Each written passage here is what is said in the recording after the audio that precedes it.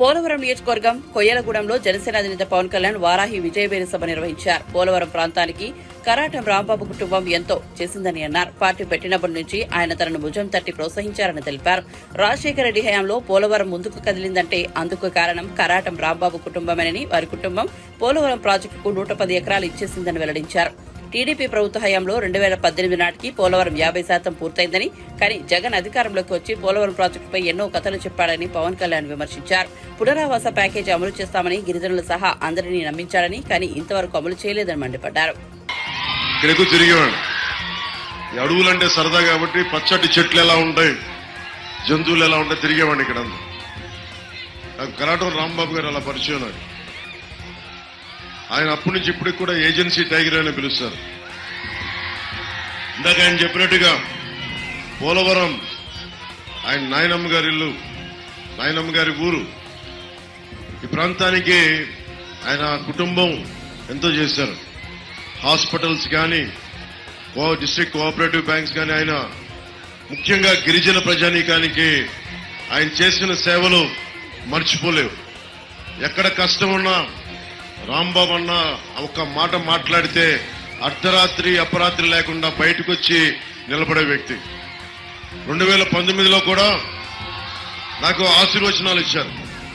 2014 నుంచి పార్టీ పెట్టినప్పటి నుంచి కూడా ఆయనకి నేను చిన్నప్పటి నుంచి వ్యక్తిగతంగా ఇస్తున్నాను.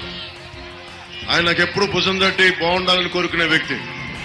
మొట్టమొదటిసారి క్రియాశీలక రాజకీయాలు, కాంగ్రెస్ వాదిగా ఉండి క్రియాశీలకంగా కాంగ్రెస్ పార్టీలోనే ఉంటూ వామపక్ష ఉద్యమాల నుంచి క్రియాశీలక కాంగ్రెస్ పార్టీ రాజకీయాలకు వెళ్లి ఈ రోజున మొట్టమొదటిసారి ఆయన ఇంట్లో కూర్చొని, పడకుర్చీలో కూర్చొని సలహాలు ఇవ్వాల్సిన వయసులో ఆయన వచ్చి ఈరోజు ఈ సభకి వచ్చి నిలబడ్డారంటే నిజంగా ఈ సభకి ఒక కిరీటం లాగా ఉంది ఆయన వచ్చిన విధానం. అంటే పోలవరం ముందుకు కదిలింది అంటే రాజశేఖర రెడ్డి గారి హయాంలో మొట్టమొదటిసారిగా ఆయన కుటుంబం నుంచి, ఆయన నుంచి పోలవరం ప్రాజెక్టుకి 110 ఎకరాలు స్వచ్ఛందంగా ఇచ్చిన వ్యక్తి కరాటం రాంబాబు గారు.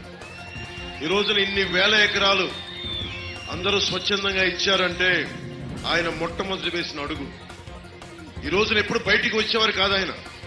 క్రియాశీలక రాజకీయాల నుంచి నేను రాను కళ్యాణ్, నన్ను ఎప్పుడు కళ్యాణ్ అని పిలుస్తారు. నేను రాను కళ్యాణ్ గారు, నేను ఎప్పుడు రాను. ఒకటే బాధ ఉండిపోయింది. నా కోసం గిరిజన ప్రాంతాల నుంచి అందరూ కూడా ఒక్క నా మాట చెప్తే అందరూ కదిలిపోయి నేను 110 ఎకరాలు ఇచ్చి నేను చాలా మందిని, వేలాది మందిని కన్విన్స్ చేశాను. నేను అరే పోలవరం ప్రాజెక్టు గ్రామం మనకి రాష్ట్రానికి మంచిది, విద్యుత్తుకు కానీ, అటు మిగతా రాష్ట్రాలకు కానీ, మొత్తం రాష్ట్రం మొత్తం పోలవరం ప్రాజెక్టు పూర్తయితే దాదాపు డైరెక్ట్ గా 30 లక్షల ఎకరాలు. అలా కాకుండా ఎటు సైడ్ రాయలసీమకు కూడా పోలవరం నిండితేనే రాయలసీమకి మిగతా ప్రాజెక్టుల నుంచి నీళ్లు వెళ్తాయి. ఏది చూసుకున్నా సరే పోలవరం కీలకమైపోయింది.